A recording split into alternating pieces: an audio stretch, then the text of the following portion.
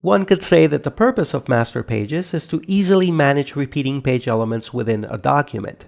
But sometimes you need to see the process before you can actually process it, and so for that purpose, I've created a special document all rigged up and ready to go.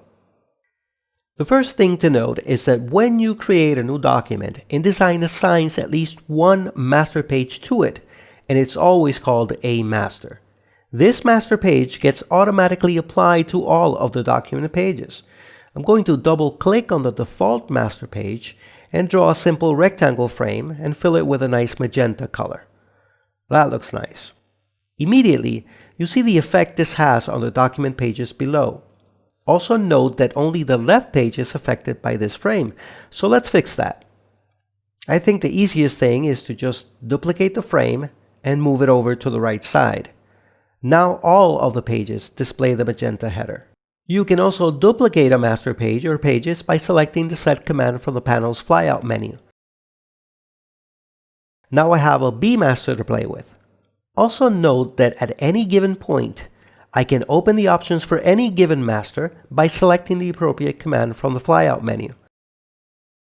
As a matter of fact, I think I'll change the number of pages to just one and name this cover. I'll go ahead and make some changes, add a text frame,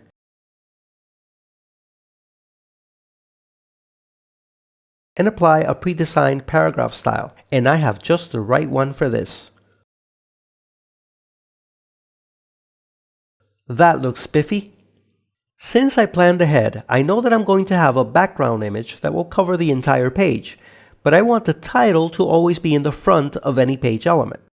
The best way to organize these elements is by using layers, of course. You can see that I've already created a layer called Titles, etc., and made sure that it was on top of everything else. That said, I'll just move both of these frames to the new layer, and finally, you'll want to make sure that you reselect your regular layer 1, just to make sure that you continue to work on that one.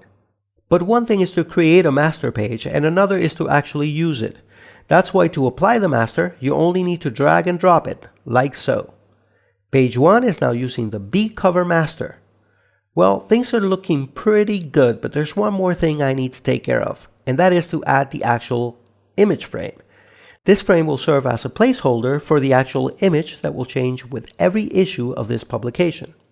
Also, note that any modifications are updated in the document page in real time.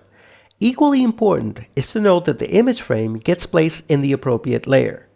Finally, I will start working with the contents of the cover itself. This means placing the cover image,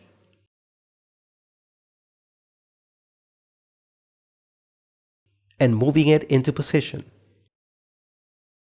Before I finish, I need to set up one more master. This page will hold a special layout for the beginning of any section within the publication.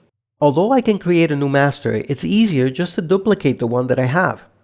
I'll go ahead and make the necessary modifications and give it an appropriate name. To do so, I'm going to Option or Alt click right on the name of the master page. This will open the Master Options dialog so I can make the necessary modifications.